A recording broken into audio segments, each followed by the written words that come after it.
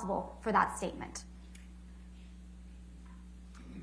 Ms. Heard tries to make something out of the fact that Mr. Waldman reported her to law enforcement in Los Angeles for perjury after her allegations of abuse were made against Mr. Depp. But I'll submit to you that all this proves is that Mr. Waldman believes Ms. Heard has committed perjury. Mr. Ronborn argued that the lack of supporting evidence for Ms. Heard's allegations of horrendous, constant abuse is somehow not something to be considered, that it is shameful for you to consider the fact that she didn't document all the terrible injuries that she claims to have suffered. That is a twisted argument. First, you know, because you have seen and listened to Ms. Heard in action, that Ms. Heard is a woman who's documenting things throughout their relationship. And it is instructive that the things she chose to document had nothing to do with violence. She documented Mr. Depp sleeping. She documented lines of cocaine, featuring prominently Mr. Depp's loan-out company or production company, Infinitum. Stage photographs, that's what she documented.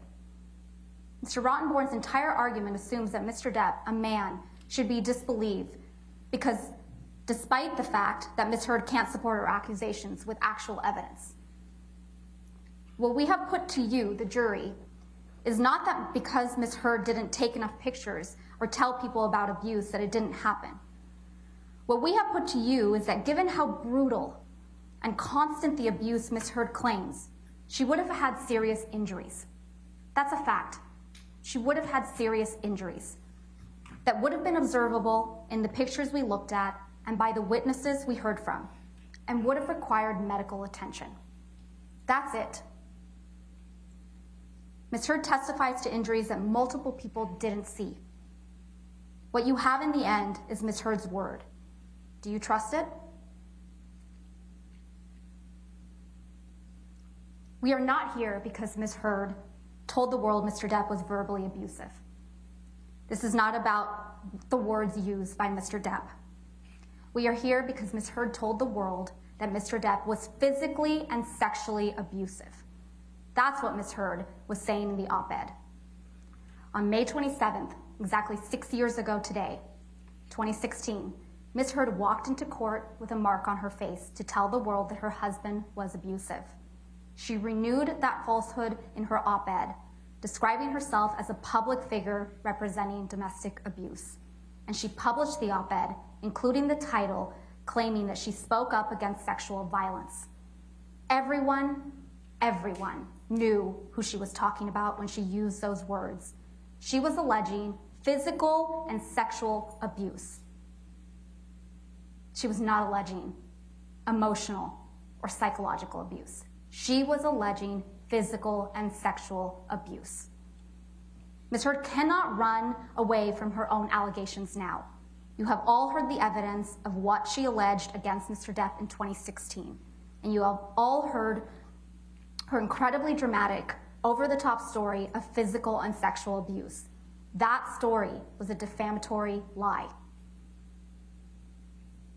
Ms. Heard tried to argue that you only need to find that Mr. Depp might have touched Ms. Heard once in order to find in her favor, because that makes her a victim of abuse. But common sense should tell you that you can't pick and choose Ms. Heard's allegations. You saw her on the stand. We all did. She gave the performance of her life, telling you story after story of abuse. And not just any abuse, but extravagant, over-the-top allegations of abuse that would be truly brutal, horrific, if true. You either believe all of it, or you believe none of it. Either she's telling the truth, including in her most extreme allegations, or she's lying. Either she was raped by a bottle, or she's the sort of person who would get on the stand in this courtroom and lie to you and the world about being raped. And if she would lie about that, what wouldn't she lie about? You can't find that Mr. Depp hit her once. Either he hit her countless times, or you can't believe a single word that comes out of her mouth. And what is the actual meaning of Ms. Heard's op-ed? That's an important question. It's not that Mr. Depp said a nasty word to her once. It's not that Mr. Depp might have hit her once. It's that she is a representative of domestic abuse. And by extension, Mr. Depp is a representative of abuse perpetrators. Words matter. Ms. Heard has shown you a lot of text messages from Mr. Depp with some very vivid language. As I told you at the start of this trial, Mr. Depp has a unique style of writing. He uses words I don't use. And you probably don't use either. But as you also heard during this trial, Mr. Depp writes in that way in part because he modeled his writings on literary giants like Hunter S. Thompson. And he's got a dark sense of humor. It's not everyone's cup of tea, but it's who he is. And Mr. Depp owns text messages. He acknowledges that he said those things, and he said things that he shouldn't have. But using bad language and colorful humor does not mean that you are a violent abuser. And ironically, as much as Ms. Heard is trying to use Mr. Depp's words against him, it is Ms. Heard who repeatedly admitted to violence. In her own words. You've heard the tapes. You've heard her admit to violence.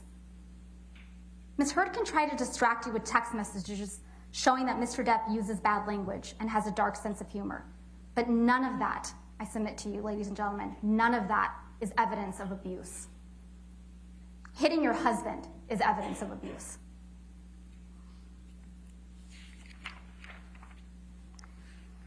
Mr. Ronborn talked about the burden of proof.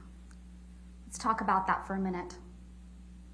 Mr. Depp only has to show that it is more likely than not, that the statements in the op-ed are false, that it is more likely than not that they have a defamatory implication, that it is more likely than not that Ms. Heard designed and intended the statements to refer to Mr. Depp. And the evidence on these points is clear. Ms. Heard made these allegations 6 years ago today, May 27th, 2016. She went out of her way to make them public, tipping off TMZ. When she published the op-ed, she was reminding everyone in Hollywood and the world of her abuse claims. And those claims are a lie. Consider what the true purpose of the article. Mr. Ronborn said it was to promote legislative reforms. But what was it actually? The evidence shows it was to promote Ms. Heard. It was timed to be released at the same time as Aquaman on December 21st, 2018. And it was timed to coincide with her announcement of her ambassadorship at the ACLU for women's rights. That's not a coincidence. It was designed that way. That was not a statement about legislative reforms. This was about burnishing Ms. Heard's reputation at the expense of Mr. Depp's. It was about Ms. Heard continuing to portray herself as a heroic survivor of abuse. And on the question of actual malice, that just means whether or not Ms. Heard knew the allegations were false. Ms. Heard knows perfectly well that she wasn't abused. She has direct knowledge of that. She was in that relationship. So actual malice is easily established. You may have noticed that no one showed up for Ms. Heard in this courtroom other than her sister. Every other witness who traveled to Virginia for her was a paid expert. This is a woman who burns bridges. Her close friends don't show up for her. Mr. Rottenborn tried to discredit Mr. Depp's witnesses by suggesting they're all on Mr. Depp's payroll. So he doubled down on the hoax theory, that everyone's just lying. First of all, it's not even true Keenan Wyatt is on his payroll. Ben King isn't on his payroll. Officer Melissa Sines isn't on his payroll. Morgan Tremaine isn't on his payroll. Officer Tyler Haddon, he's not on his payroll.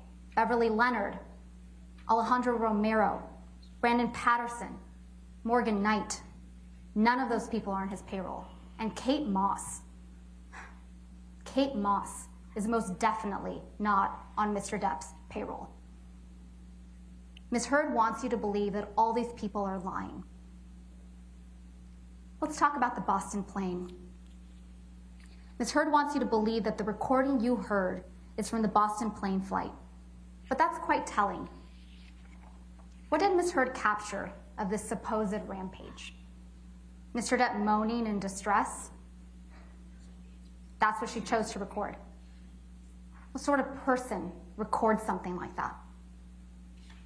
What sort of person takes pictures of their husband or boyfriend or fiance who's struggling with sobriety, nodding off with ice cream dripping down his leg, his hand in his pocket,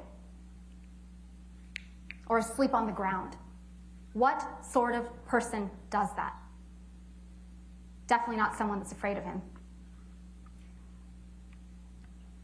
And Ms. Heard's attorney told a story of May 21 that was completely, utterly inconsistent with the testimonies of Officers Sines and Haddon, who testified clearly that they saw no signs of injury, no sign of property damage. And she told a story about how Officer Sadanaga's testimony was also wrong. She testified that the report was only required in case of a crime. Ms. Heard's attorneys tried to tell you that Mr. Depp apologized on May 22nd because he had hit Ms. Heard. Mr. Depp didn't apologize to Ms. Heard on May 22nd for hitting her. He apologized because he was leaving Ms. Heard. And this was a woman that, in spite of all her violence and all her rage, Mr. Depp, he loved her. He had been with her for years. Of course he apologized when he finally broke it off. Ms. Bredehoff also tried to tell you that Ms. Heard did everything in her power to keep the authorities away and to not get Mr. Depp in trouble on May 21st, 2016. Take a minute and think back to what Ms. Heard did 6 days later, 6 years ago today. She walked into court with a visible mark on her face, not wearing makeup that day. She tipped off TMZ, she made it public, and she showed up on the cover of People magazine with a mark on her face. Was that protecting Mr. Depp? Or was she trying to destroy him? Mr. Ronborn asked you to consider why you're here. So why are you here? You're here because of a lie. And that was a lie that Ms. Heard repeated in the op-ed. At the start of this trial, we told you that this trial is about the evidence. The evidence overwhelmingly shows that Ms. Heard is an abuser and that she is a liar. She lied about Mr. Depp and took on the role of a lifetime as a public figure representing domestic abuse. What is her best evidence of that abuse? A video of Mr. Depp banging cabinets around, and text messages of Mr. Depp using bad words and dark, ugly humor, but never once admitting to abuse. Pictures of Mr. Depp sleeping. That's her best evidence. Ms. Heard herself. Ms. Heard held herself out to the world as a representative of abuse survivors everywhere, the face of the Me Too movement. This is not a Me Too situation. There are no Me Toos, just not me's.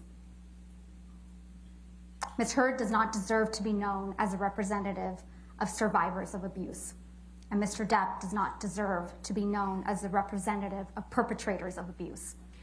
That is what this case is about. It's not about money. It's about giving Mr. Depp his life back 6 years ago when she took it away. While you deliberate, ask yourselves why Mr. Depp would put himself through this. Expose every embarrassing detail of his life on national television. If he was guilty of anything that Ms. Heard accuses him of.